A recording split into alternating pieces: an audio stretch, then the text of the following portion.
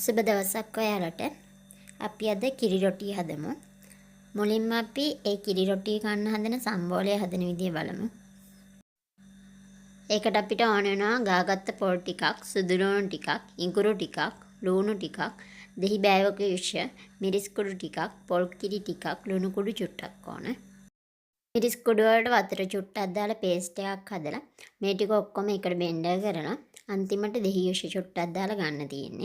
කිරි රොටිය හදන්න අපිට ඕන පාන් පිටි කප් එකක්, කරපිංචා ටිකක්, වේරප් මිරිස් කරා ටිකක් චූටියට කපලා, ලුණු ටිකක් චූටියට කපලා, පොල් කිරි කප් දෙකක්, බිත්තරයක්, කහ කුඩු ටිකක්, ලුණු කුඩු ටිකක්, තව අබ ටිකක් ඕන වෙනවා. අපි හදන විදිය බලමු.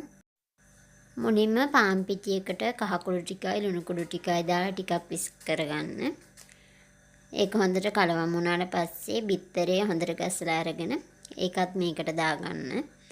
ඊට පස්සේ කිරි එකෙන් ටික ටික දාලා මේක දියාරු බැටර් එකක් වෙනකන් හොඳට කලවම් කරගන්න ඕන. අපි හදාගත්ත බැටර් එක ටිකකට පැත්තකින් තියලා තෙල් තාච්චියක් ලිපේ තියලා ඒක රත් වෙද්දී අබෑට ටිකක් දාලා අබෑට ටික පුපුරනකොට අපි කපාගත්ත කරපිංචා ලුණු වේලපු මිරිස් කරල් ටික දාලා ටිකක් හොඳට ටෙම්පරාදු කරලා ලිපෙන් බාගන්න. ඊළඟට අපි හදාගත්තේ ටෙම්පරාදුව පිටි මිශ්‍රණයට දාලා හොඳට කලවම් කරලා ගන්න. දැන් අපිට තියෙන කිරි රොටි ටික හදන්න. පෑන් එකක් ලිපේ තියලා ඒක රත් වුණාට පස්සේ හොඳට තෙල් ටිකක් ගාගෙන අපි හදාගත්ත මිශ්‍රණයෙන් ටිකක් දාලා තෝස් එක වගේ දෙපැත්ත පුච්ච ගන්න තමයි තියෙන්නේ. මේ තියෙන්නේ මම මේ විදිහට හදාගත්ත කිරි රොටි ටික. මේක අපි අර කලින් හදාගත්ත සම්බෝලයත් එක්ක කන්න තමයි තියෙන්නේ.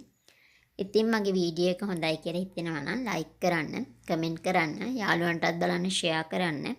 මාව තාම සබ්ස්ක්‍රයිබ් කරේ නැත්නම් සබ්ස්ක්‍රයිබ් කරන්න. මගේ වීඩියෝ එක බලපු ඔයාලට ගොඩාක් ස්තුතියි.